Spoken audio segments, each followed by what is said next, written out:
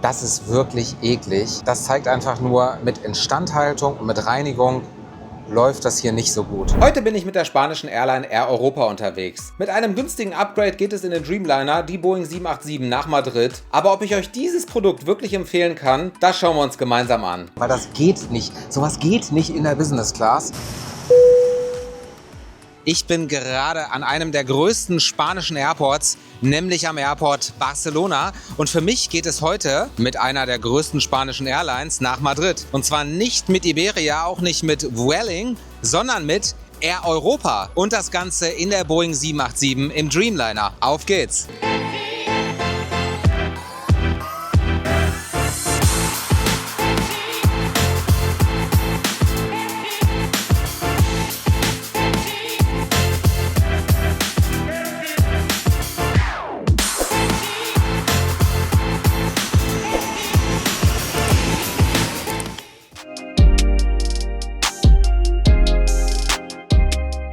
Zunächst ging es aber natürlich ins Terminalgebäude und in Richtung Sicherheitskontrolle. Hier hatte ich die Möglichkeit, durch mein Business-Class-Ticket auch den schnellen Fast-Track, also die priorisierte Sicherheitskontrolle zu nutzen. Und nach wenigen Minuten bin ich dann auch schon in der VIP Sala Lounge angekommen, die Vertragslounge von Air Europa am Barcelona Airport. Das ist auf jeden Fall echt eine sehr, sehr große Lounge hier. Viele verschiedene Sitzmöglichkeiten. Es gibt hier sogar einen Meetingraum und auch ein schönes großes Buffet. Das sieht dann so aus. Ein paar kleine Snacks. Hier noch ein bisschen weitere Snacks und es gibt auch eine Salatbar etc. Also wirklich eine große Auswahl. Selbst Hotdogs kann man sich hier selber machen. Und selbstverständlich gibt es ja auch einige kalte Getränke, alkoholische und nicht alkoholische Getränke. Und natürlich auch Heißgetränke. Jetzt geht's zum Gate und unser Gate heute hier B62. Und auf dem Weg dahin, da wird es mir nochmal richtig deutlich hier, was Barcelona eigentlich wirklich für ein großer Flughafen ist. Also hier solltet ihr auf jeden Fall immer ordentlich Zeit einplanen. Hier gibt's ordentlich lange Wege teilweise. Und das Schöne ist, das ist ja auch alles mit einer Glasfassade versehen am Barcelona Airport, sodass ich jetzt auch schon einen Blick auf unser Flugzeug für unseren heutigen Flug werfen kann. Hier ist er nämlich zu sehen in der schönsten Sonne von Barcelona. Unser Dreamliner, unsere Boeing 787 für unseren heutigen Flug nach Madrid mit dem Kennzeichen ECMIH. Und das Flugzeug ist 9 Jahre alt. Und mit ein bisschen Verspätung hat jetzt auch das Boarding begonnen. Es war doch eher so ein bisschen chaotisch. Also die Gruppen, die gab es zwar, aber so richtig eingehalten wurde das nicht. Egal, auf geht's. Einmal an Bord vom Air Europa Dreamliner.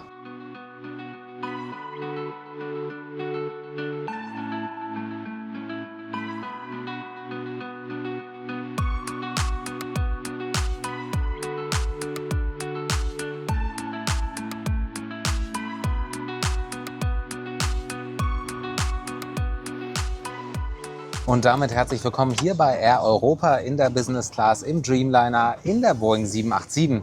Mein Sitzplatz heute hier 4K auf der rechten Seite am Fenster. Und das Fenster, das seht ihr schon, das ist so ein bisschen weiter vorne. Wenn ich jetzt ganz hinten auf dem Sitz sitze, dann ist das doch weiter entfernt. Also man muss sich auf jeden Fall immer so nach vorne lehnen. Wir starten einmal mit einer Seatour und schauen uns mal an, was hier so am Sitz von Air Europa im Dreamliner angeboten wird. Zunächst haben wir hier einmal den Fußraum und ihr seht schon, man kann die Füße hier auch so drauf machen. Man kann sie auch wunderbar durchstrecken, das funktioniert. Ansonsten hat man hier direkt eine Ablagefläche. Man hat hier einen Bildschirm, der aber relativ klein ist mit dem In-Flight Entertainment. Und hier auf der rechten Seite gibt es noch ein bisschen Lesematerial. Einmal ein Hinweis zum Wi-Fi, das testen wir später. Es gibt hier einmal die Safety Card und noch einen Spuckbeutel. Ansonsten haben wir hier unten noch eine weitere Magazintasche und da drin ist ein Katalog für einen Boardshop und noch ein Bordmagazin von Air Europa. Also der erste Eindruck wirkt ein bisschen sparsam, nenne ich es mal, ausgestattet hier. Jetzt schauen wir uns mal an, was sich hier so unmittelbar an meinem Sitz direkt befindet. Und zwar haben wir hier einmal eine multifunktionale Steckdose. Wir haben hier den Anschluss für die Kopfhörer und wir haben hier noch eine USB-Steckdose, leider veraltetes USB-A. Und wir haben hier einmal das Bedienelement für den Sitz.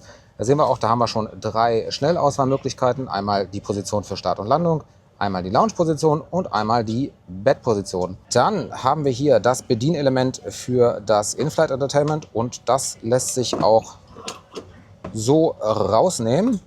Das schauen wir uns dann gleich nochmal detaillierter an, wenn wir uns das In-Flight Entertainment hier ansehen. Und wir haben hier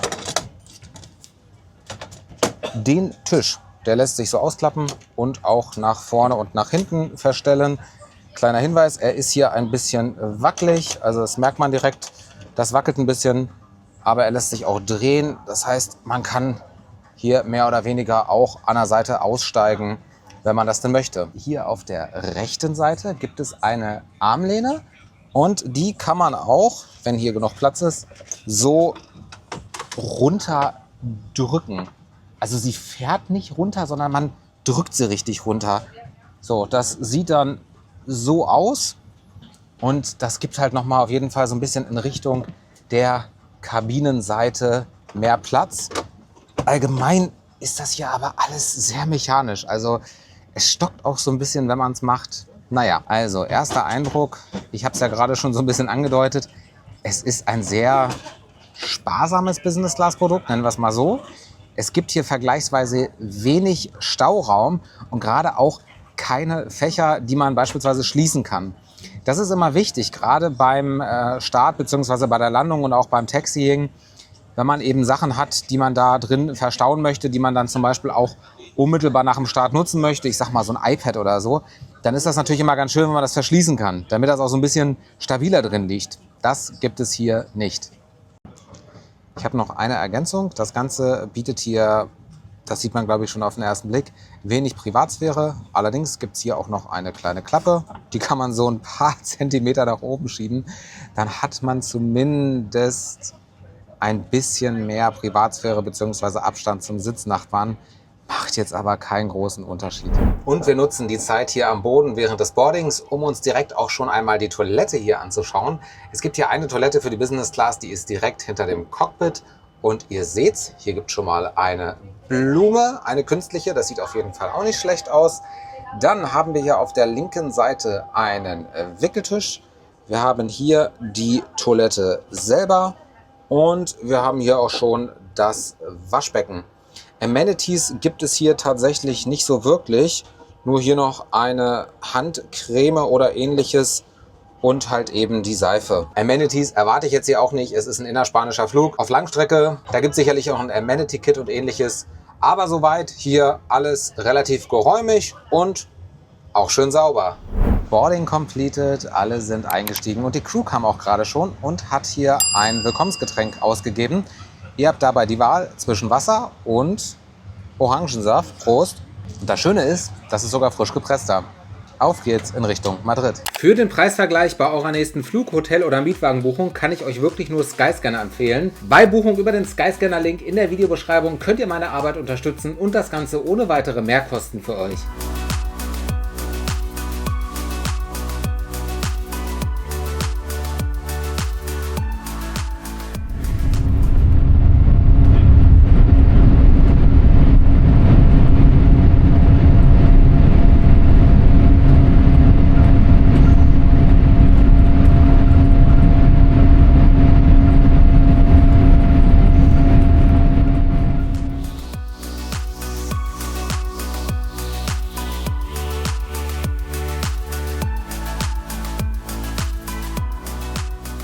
Und wenige Minuten im Flug. Wir haben Barcelona gerade verlassen. Und jetzt wollte ich eigentlich mir gerade schon mal das In-Flight Entertainment System für euch anschauen. Aber wir sehen einen blauen Bildschirm.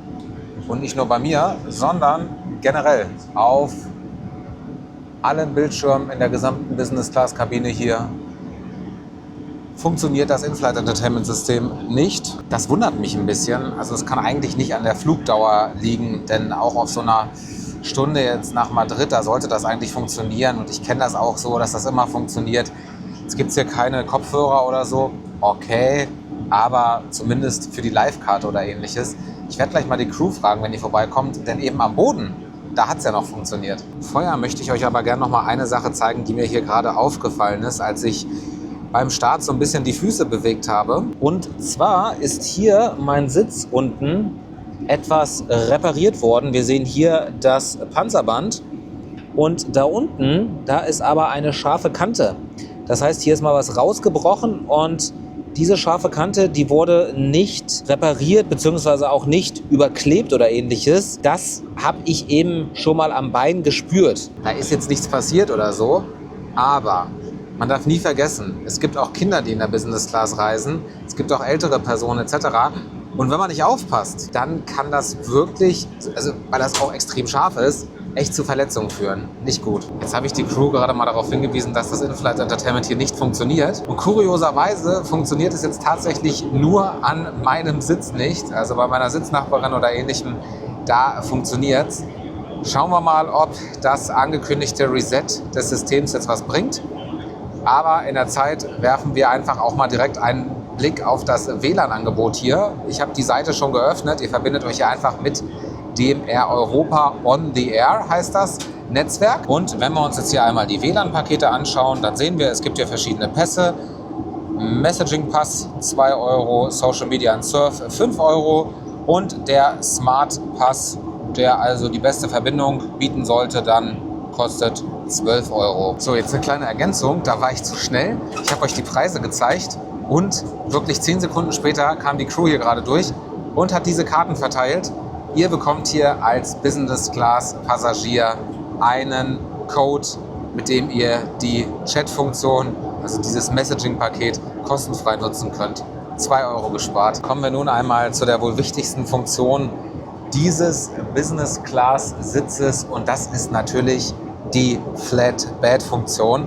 Also das Verstellen des Sitzes in ein Bett, sodass man auf einer Langstrecke hier auch wirklich gut schlafen kann.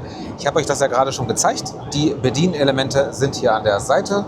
Und wenn ich jetzt die Bettfunktion als Schnellwahl hier auswähle, dann geht der Sitz auch relativ schnell in die waagerechte Position über. So, und wenn ihr jetzt hier liegt, dann habt ihr hier auf jeden Fall eine Abschirmung auf beiden Seiten und ihr seht euren Sitznachbarn auch nicht. So, jetzt ist es hier vergleichsweise eng. Ich kann mir das ja hier aber ein bisschen breiter machen, indem ich dieses Sitzteil hier runterklappe und dann habe ich ein bisschen mehr Platz.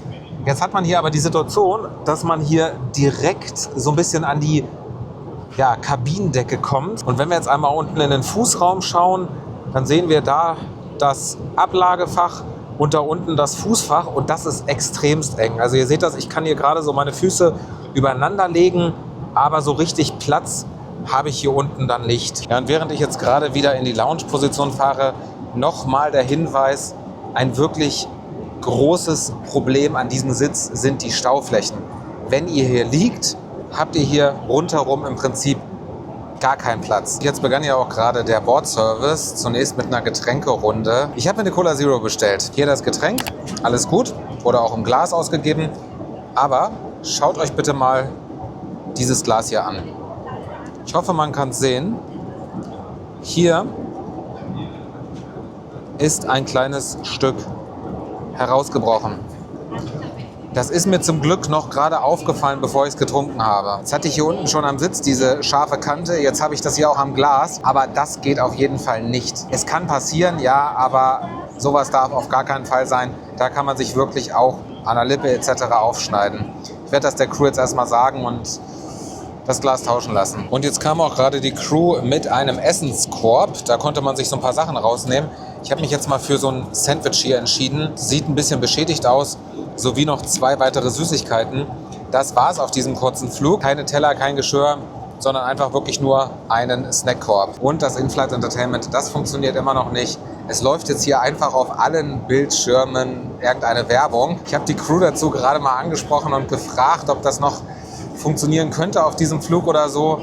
Da wurde mir gesagt, dass die Flight Map eigentlich zur Verfügung stehen sollte. Da kann ich euch wohl leider das In-Flight Entertainment hier nicht zeigen, aber ich gehe davon aus, dass es einfach nur eine Auswahl von Film, Musik etc.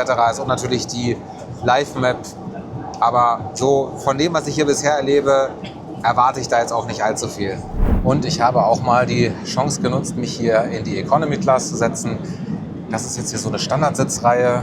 So eine Recline-Funktion gibt es auf jeden Fall. Also der Sitz geht gut nach hinten auch. Ansonsten vom Sitzabstand, ja, es ist schon relativ eng. Kann die Beine natürlich so unter den Vordersitz machen, aber kommt dann schon an diesen. Und Tisch gibt es hier auch noch. Dreckig, aber verstellbar. Und halt eben das In-Flight Entertainment System mit einem USB-Port hier und hier auch noch dem Kopfhöreranschluss. Also an sich soweit in Ordnung, achtet aber darauf, dass ihr nicht die Reihe 34 wählt. Die hat nämlich keinen Fenster hier verbaut. Diese Reihe hier ist auch direkt an der Toilette gelegen. Die Servicerunde ist durch. Anschnallzeichen gehen schon wieder an. Wir starten auch gleich unseren Landeanflug in Richtung Madrid. Eine Sache noch zur Crew. Die Crew hier ist wirklich super freundlich. Aber dieses Produkt, das ist wirklich runtergekommen. Und ich habe gerade noch eine Sache entdeckt. Ich muss es euch einfach zeigen, weil das geht nicht. Sowas geht nicht in der Business Class. Und zwar habe ich hier so ein bisschen rumgeschaut auf der Suche nach Stauflächen. Und was sehen wir da? Ein Kaugummi. Also hier wurde erkennbar nicht gereinigt. Das ist wirklich eklig. Und das zeigt einfach nur, mit Instandhaltung und mit Reinigung läuft das hier nicht so gut. Das Produkt, es ist wirklich basic, es ist auch alt, okay, aber man kann es zumindest in Schuss halten, man kann es reinigen etc. Das kriegen andere auch hin. Auf geht's, einmal in Richtung Madrid.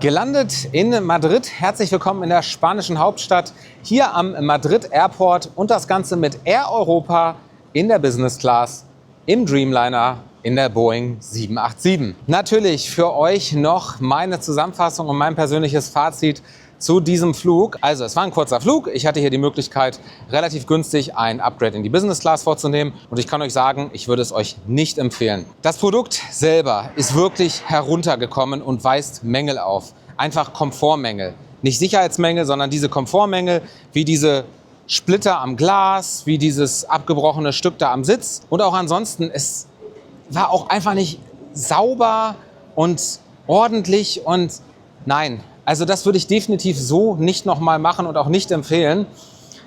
Diese Szene da mit dem Kaugummi, was da so drin steckte, das hat auch einfach gezeigt, dass man sich ja auch anscheinend nicht so um Sauberkeit kümmert. An sich der Sitz wirklich alt und nicht komfortabel, wenig Staufläche, also kein schönes Hardware-Produkt. Die Crew auf diesem Flug, das muss ich nochmal hervorheben, die war wirklich super, die war nett, freundlich.